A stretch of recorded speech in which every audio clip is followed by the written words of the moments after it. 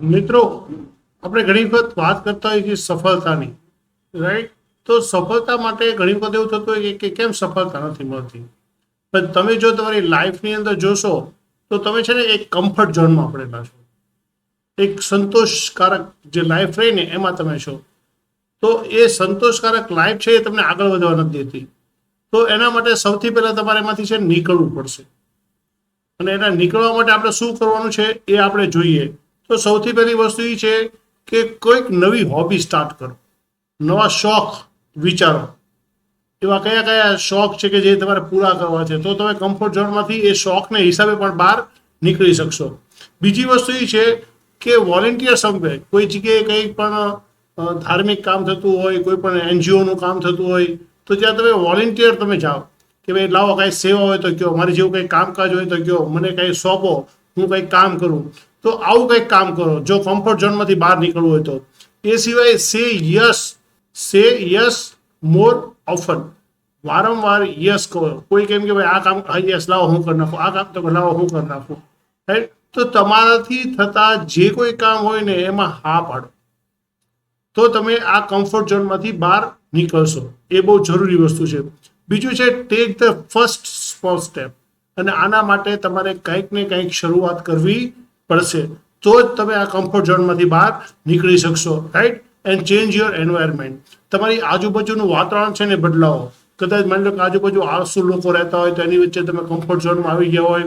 આજુબાજુ જે લોકો રહ્યા એ સંતોષી માણસો હોય તો તમને ઓહો યસ, હવે આ જિંદગીમાં કાંઈ છે જ નહીં, આ જ બસ છે. તો આવા લોકોથી તમે દૂર રહ્યો, તમે નેગેટિવ લોકોથી દૂર રહ્યો, પોઝિટિવ લોકો પાસે, એક્ટિવ લોકો રહ્યા ને એમની પાસે જાઓ, તો તમે કંઈક એક્ટિવ રહેશો, બરાબર? બીજી વસ્તુ એ છે કે ટ્રાવેલ આ ફોરેન કન્ટ્રી. જો પૈસા હોય તો ફોરેન કન્ટ્રીમાં જવું, નહીંતર આજુબાજુના વિસ્તારમાં તો જવું જ તે. ખાસ સારા સારા સ્થળો હોય, તમારા ડિસ્ટ્રિક્ટના હોય, તમારા સ્ટેટના હોય, અથવા તો તમારા કન્ટ્રીના હોય, જ્યાં તમે જઈ શકતા હોય ત્યાં તમે જાઓ, જેથી કરીને તમારા લાઈફમાં મુમેન્ટ આવશે. આ વસ્તુ બહુ જ જરૂરી વસ્તુ છે. બીજી વસ્તુ છે લર્ન સમથિંગ ડિફિકલ્ટ.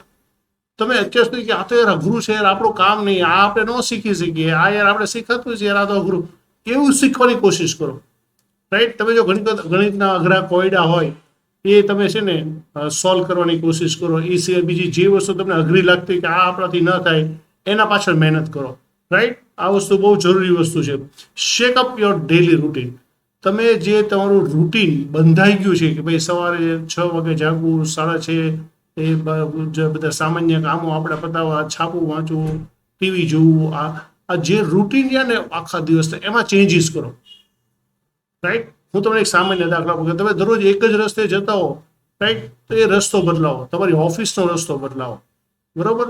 ક્યારેક તમે શાક માર્કેટમાંથી હાલો, ક્યારેક તમે મેઇન બજારમાંથી હાલો, ક્યારેક આઉટરના કોઈ પણ રોડેથી ચાલો. આવું કંઈક છે ને તમારા રૂટીનમાં ચેન્જ કરો, તો ઓટોમેટિક તમારી લાઈફમાં છે ને તમને ચેન્જ બતાશે. બીજી વસ્તુ એ છે make a list of challenges for your self. તમે એવું લિસ્ટ બનાવો કે તમારી લાઈફમાં એવી કઈ કઈ ચેલેન્જીસ છે, રાઈટ? એ ચેલેન્જીસ લઈ અને સ્વીકારો, અને એમાંથી આપણે બહાર કેમ નીકળવું, અથવા તો એનું સોલ્યુશન કેવી રીતે લાવવું, એના ઉપર ફોકસ કરો. એ બહુ જરૂરી વસ્તુ છે. બીજું, limit your TV vested time, right? જે તમારો ટીવીનો જે ટાઈમ છે ને એ તમારો ટાઈમ વેસ્ટ કરે છે, તો એના માટે 1-8 કલાક રહીને એ ફાળવો, બધી વધારે નહીં, રાઈટ? આ વસ્તુ બહુ જરૂરી છે. બીજી વસ્તુ છે કે unplug all the electronics for 1 day. એક દિવસ માટે આપણે જેને કે ને જેવી રીતે કેમ આપણે ઉપવાસ રાખીએ છીએ ભાઈ, એકાદશીનો ઉપવાસ, તો એ રીતે એકાદો રવિવાર છે અથવા તો 10 દિવસે કે 15 દિવસે જે ઇલેક્ટ્રોનિક્સ આઇટમ એટલે કે મોબાઈલ છે, લેપટોપ છે, રાઈટ? કે જે આપણો સમય બગાડે છે, અથવા તો આપણે એના જેને કહેવાય ને એદી થઈ ગયા છે, એમના હેબિચ્યુઅલ થઈ ગયા છે, તો એમાંથી તમે બહાર નીકળો. જો આટલી વસ્તુ તમે કરશો ને ખાસ, તો તમારે ઘણી ફેર પડશે. અને છેલ્લે, list the thing you have never tried before and tried it, right? તમે અત્યાર સુધીમાં ઘણી લાઈફમાં આવ્યું કે ભાઈ આ ટ્રાય કરું, આ ટ્રાય, જે નથી કરીને ટ્રાય, એનું એક લિસ્ટ બનાવો અને એ વસ્તુ ટ્રાય કરો, પોઝિટિવ વસ્તુનું.